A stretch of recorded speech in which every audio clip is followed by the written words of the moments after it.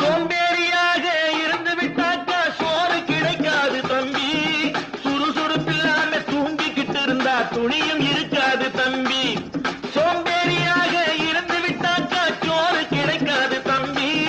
சுறுசுறுப்பில்லாம தூங்கிக்கிட்டு இருந்தா துணியும் இருக்காது தம்பி.